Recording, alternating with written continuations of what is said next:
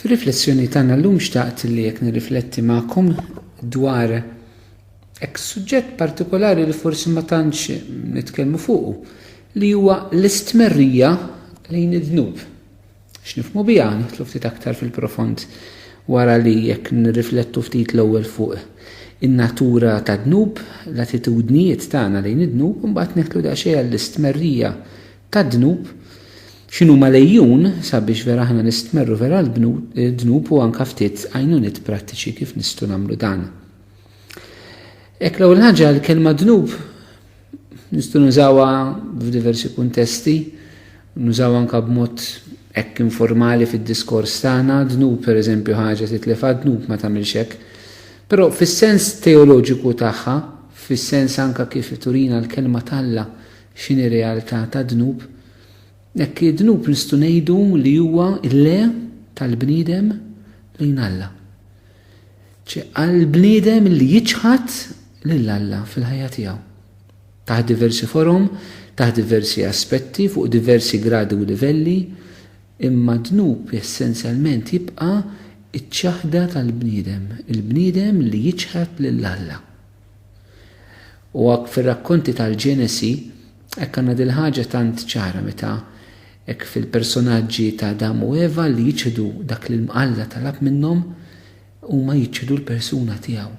Għaliex falla l-imbierek dak li huwa jurina, dak li hu kmandament tiegħu, dak li hija liġi tiegħu, mhumiex liġijiet kif jagħmilhom il-liġi tal-Istat, imma falla l-liġi tiegħu tikkoinċidi taħbat miegħu stess. Għaliex il-liġi vera Alla l-imħabba u Alla stess u imħabba. U allura id-dnub huwa rifjut ta' l-imħabba Alla huwa rifjut ta' Alla nnifsu. U meta nifhmu eżisti x'inhuma l-konsegwenzi tad-dnub tar-rifjut tal-imħabba Alla meta niġdu l-Alla, nifhmu kemm hu kraħ id-dnub. U x'inhuma l-konsegwenzi tiegħu? Waħda mill-konsegwenzi primarji hija l-firda, id-diviżjoni li d-dnub iġib fil-ħajja tal-bniedem. Din il-firda nistgħu narawha li tista' tiġri fuq 4 livelli. Il-bniedem li jinfiret minn Alla. Pereżempju fir-rakkont tal-Ġenesi naraw illi Adam u Eva marru jistaħbew minn Alla. Mhux Alla li jinfiret mill-bniedem, anzi Alla ma rifittixhom. Alla huwa mpinġi li qed jippassiġġa fil-ġnien għal dik iż-żiffa ta' dak il-ġnien li Alla ħalaq għall-bniedem. Imma l-bniedem jinħeba minnu hu, il-bniedem li jinqata' minn Alla permezz ta' dnub. Id-dnub jaqtek minn Alla. Eżistijaj, id-dnub huwa ħaġa serjissima. Jaqtek minn Alla. Mhux Alla jinqata' minnek, int tinqata' minnu. It-tieni ħaġa, il-bniedem jinqata' fih innifsu. Il-bniedem li jinqata' minn Alla anke fih innifsu ma jibqax fil-paċi. Ma jibqax fil-paċi, jitlef l-armonija li l-bniedem ikollu ġewwa fih. Min jagħmel id-dnub, min jgħix fl-istat ta' dnub, fil-qalb tiegħu ma jkollux il-paċi. It-tielet ħaġa, il-dnub jifirdek anke minn maħutek il-bnedmin. Rakkont tal-Ġenesi naraw illi Adam u Eva id-dnub iġib firda mhux biss ma' Alla ma anke bejniethom. Pereżempju, Adam fil-bidu tal-ħolqien meta Alla l-Missir jagħtih lil-Eva jgħidilha għadma minn għadmi laħam mill-laħmi. Wara dnub jgħidlu dik li inti tajtni. ċed l-espressjoni dal-istess kbir ta' mħabba jiġi trasformat f'dik li inti tajtni. Ġifieri araw kif ir-relazzjoni anke ta' bejniethom Adam u Eva tbidlet mal-konsegwenzi ta' dnub. Kif jiġri dnub eżisti anke bejnietna, min jinqata' minn Alla, min jiġħad l-Alla, mhux biss jitlef il-paċi f'qalbu, imma anke ikollu firda minn maħutu l-bnedmin. Raba ħaġa wkoll li d-dnub jifridna anke minn mal-ħolqien. Din hija ma tantx nirriflettuha, però llum il-ġurnata naħseb il-mod li nsiru iktar konxji tagħha. L-dnub tagħna għandu effett ukoll fuq il-ħolqien. San Pawl jitkellem mis-salvazzjoni ta' Kristu anke f'dimensjoni kosmika. Teologu importanti li ma kienx mifhum mill-ewwel anke fi żminijietna mhux issa reċenti ma laqas ħafna biet, Teilhard de Chardin, patru Ġiżwita, jitkellem ħafna minn anka din id-dimensjoni kozmika tas-salvazzjoni u allura rridu nitkellmu anka mid-dimensjoni kozmika ta' dnub, l-effett li dnub għandu fuq il-ħolqien. Illum il-ġurnata qed naraw iktar ukoll din il-ħaġa anka fl-awareness li qed ikonna biex nibżaw għall-ambjent, biex nibżaw għall-ħolqien. Il-Papa Benedittu XVI riċertament u kif ħareġ anka ittra post-sinodali dwar il-kelma talla wara s-sinodu tal-isfijiet li kien hemm fuq il-kelma talla u propju għandu parti żgħira ġiex paragrafi li jitkellmu f'din l-ittra dwar il-kelma talla u l-ħolqien ukoll. Hekk illum qed insiru iktar konxi mhux biss għax anka min involut f'dik li għal parti ekoloġika fil-ħajja soċjali tagħna qegħdin juruna l-effetti li aħna qed inħallu fuq il-ħolqien, imma ħafna minnhom naraw li ġejjin anka konsegwenzi tad-dnub tagħna, tal-grid li hemm ġewwa, tal-kilba li hemm ġewwa fina, tal-materjaliżmu, tal-ħela. Dak kollu li joħroġ b'nuqqas eżistijej. Għaliex meta aħna ninfirdu minn Alla ma nibqgħux nemmnu li huwa Alla sit il-ħolqien, imma nagħmlu aħna lil nfusna s-sidien tal-ħolqien u mhux dawk qed nieħdu ħsieb il-ħolqien, imma nittrattaw il-ħolqien kif irridu, hemmhekk aħna wkoll ninqatgħu ma' Alla eżistijej. Għax Alla huwa sit il-ħolqien mhux il-bniedem. Il-bniedem ma jistax jagħmel li jrid bil-ħolqien. Il-bniedem irid jieħu ħsieb il-ħolqien imma qatt ma jsir sidu. Il-bniedem li jilqata' ma' Alla allura jpoġġi lilu nnifsu anke fiċ-ċentru tal-ħolqien bħala s-sid tiegħu. U dik għandha konsegwenza. Allura raw id-dnub eżistijej kemm huwa vast fl-effetti tiegħu. Kemm hija ħaġa isu kanser tar-ruħ fil-veri sens tal-kelma. Jifirdek minn Alla, minnek innifsek, minn ħutek il-bnedmin u mill-ħolqien. Issa immaġinaw eżistijej. Dan Alla l-ħalaq dan kollu ħalaq lilek, ħalaq il-ta' madwarek, ħalaq il-ħolqien.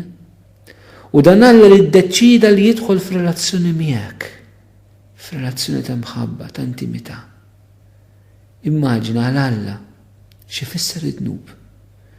Aħna forsi dnub narawh min-naħa tagħna biss. Però sakemm id-dnub narawh min-naħa tagħna, aħna qatt ma nifhmu d-dnub x'inhu fir-realtà. Ippruvaw ifhmu dan li se ngħidilkom. Hemm differenza bejn ngħid li ħaġa hija ħażina u billi ngħid li ħaġa hija dnub. Meta ħaġa ngħid li hija ħażina, qiegħed nara min-naħa tagħna biss. Ħaġa hija ħażina, li nikdeb hija ħaġa ħażina, mhix ħaġa tajba. Imma meta din ħaġa ħażina ngħid li hija dnub, issa qed nara min-naħa ta' Alla. Għax id-dnub huwa offiża lil Alla profondament kif jallimna l-katekiżmu ta' Knisja Kattolika. U kemm għandna bżonn nikkonvertu f'dan id-dawl illi nħarsu lejn id-dnub minn kif Alla jħares lejh u mhux minn kif aħna inħarsu lejh. Il-ġudizzju tagħna fuq id-dnub mhuwiex l-istess ġudizzju ta' Alla fuq id-dnub. Dak li fajnejna jista' jidher ħaġa żgħira mixejn, fajnejna Alla tista' tfisser ħafna iktar. Il-ġudizzju tiegħi u ta' Alla mhumiex l-istess fuq id-dnub. Għandna bżonn nikkonvertu l-mentalità tagħna aħna minn aħna, mhux speċjali jekk aħna saċerdoti minħabba r-responsabilità morali li għandna li nkunu ta' gwida l ħaddieħor, mhux kif nifhmu l-affarijiet aħna, imma kif l-affarijiet ħares lihom Alla l-imbierek fil-kelma tiegħu kif infissra lilna mill-Maġisteru, mill-awtoritajiet tal-Knisja. Qed nagħmel dal-enfasi eżisti li aħna rridu nħarsu li dnub minn kif Alla ħares lejh għax biex nifhmu dnub kemm hu ikraħ ma rridux inħarsu l-effett li jħalli fuqna, imma kif Alla jħares lejh. Alla mhuwiex indifferenti lejn id-dnub tal-bniedem. Alla tal-Bibja, Alla tal-Iskrittura, mhuwiex Alla tal-Aristotle, tal-filosofi, tal-qedem. Alla li huwa hemmhekk mhux effettwat xejn mill-bniedem. Alla tal-Iskrittura u Alla li jħoss, Alla li jġarrab, Alla li jgħix mal-bniedem. Alla li jitqanqal bil-ħniena, Alla li verament weġġa meta l-poplu tiegħu jitilqu.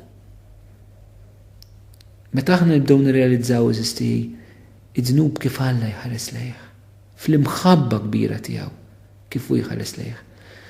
Meta nibdew nirrealizzaw dan kollu allura nibdew konna ħarsa differenti u attitudni differenti.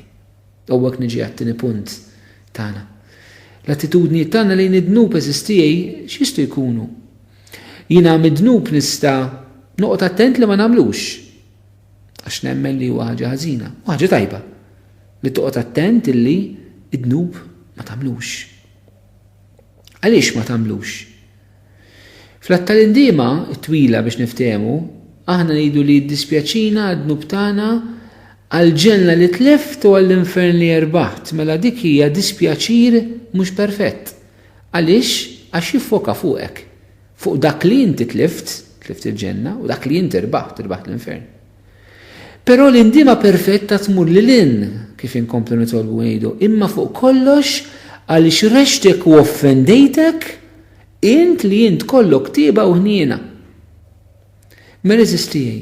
Aħna dnub mhux biss nippruvaw ma nagħmluhx, imma nindmu minnu l-attitudni li tikonna wkoll nindem mid-dnub tiegħi mhux minħabba l-konsegwenzi li jien ġibt fuqi bid-dnub li għamilt, imma li xrext u offendejt l-Alla li ħabni. Kemm verament jiena jiddispjaċini mhux li għamilt il-ħażin, kemm jiddispjaċini li jiena offendejt l-Alla bid-dnub tiegħi. U mhux noffendi l-Alla biss bid-da, għax dik forsi tinduna li qed toffendi l-Alla għax qed toħodha kontra Alla direttament. Imma meta inti qed tonqos il-ħuk, il-loħtok, il-martek, il-żewġek, il-uliedek, l-ambjent, tarbija innoċenti f'ġufomma, tkissir ta' żwieġ, inġustizzja fuq ix-xogħol, inġustizzja fil-Knisja, konxu int li qed toffendi l-Alla, li qed tweġġi l-Alla. Mhuwiex id-da biss li hu offiża l-Alla, xi drabi ssib minnek fader, ma nidajx, ma nisraqx, ma noqtolx, mhumiex dawk biss li offendi l-Alla. Isu hija kollox orrajt. Ma nkunu konxi eżistijaj.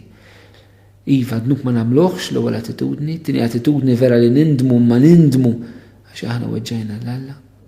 Attitudni oħra qudiem id-dnub li għandu jkollna li aħna dnub iridu nistqarruh. Knisja, Ġesu fil-Knisja ħallinna s-sagrament tal-qrar. Il-mument li nkun fil-verità, li nistqar id-dnub tiegħi. Element tant importanti anka fit-talb tas-salm insibuh. Il-midneb jistqar id-dnub tiegħu quddiem Alla li int tammetti id-dnub tiegħek. Mhux tibqa' twaħħal f'ħadd ieħor. Mhux tibqa' tgħid it-torta dak, it-torta dik, it-torta li ġrali qabel. Ħtija tiegħi l-akbar ħtija tiegħi ngħidu l-koll kemm aħna fil-qudies, kollha kemm aħna ngħiduha, kollha kemm aħna ngħiduha. Il-Knisja ddaħħalna l-koll kemm aħna fl-arfien u fl-aċċettazzjoni u fl-istqarrija ta' dak li judnub tagħna. U nixtieq nagħmel enfasi sfuti. Il-mulej qed jistennina fis-sagrament ta' qrar. Dawk minna li forsi dnub tagħna nistqarruh ma' Ġesu kurċifiss. Ġesu mhux hekk irid. Dik forsi trida int. Dik forsi sibek kumda fiha int. Ġesu mhux hekk irid. Ġesu jridna aħna nersqu lejn is-saċerdoti tiegħu u nistqarru bl-umiltà sħiħa f'riġlejn is-saċerdot li aħna nismit imba. Għaliex meta nistqarru u nkunu fil-verità Ġesu jridna l-verità teħliskom u allura nkunu nisħilsa. Mid-dnub għandna wkoll attitudni oħra għandu jkollna li nibżgħu. Għaliex le? Li nibża' nagħmel id-dnub. Li nibża' nagħmel id-dnub. Meta nifhem id-dnub kemm huwa akraħ jiena nibża' minnu. Mhix xi ħaġa isna xi skruplu jew ma nafx xi. Għaliex m'għandniex nibżgħu bid-dnub eżistijaj? Meta l-konsegwenzi tiegħu nafu kemm jistgħu jkunu koroħ kif diġà rajtna meta riflettejna ftit fuq natura tad-dnub. Minkejja dan kollu però aħna eżistijaj jista' jkun li aħna id-dnub xorta waħda jibqa' jogħġobna. Aħna se nkunu bħal poplu ludi li wara li ħareġ mill-jasar tal-Eġittu, imma kien ħares lura u rid dejjem jara il-basar u t-tom kemm kien tajjeb qabel. Bħal mara tal-Ott li jew ħirġa titħares lura wkoll. Hawnhekk se neħtlu għal xi ġifieri issa l-attitudni oħra li għandu jkollna l-ħames attitudni lejn id-dnub, l-istmerrija tad-dnub. Għax jista' jkun li l-dnub ma nagħmlux. Id-dnub nistqarru. Id-dnub nibża minnu, id-dnub nindem minnu, l-erba' attitudni li semmejt, imma d-dnub ma nistmerrux. Iġifieri li f'qalbi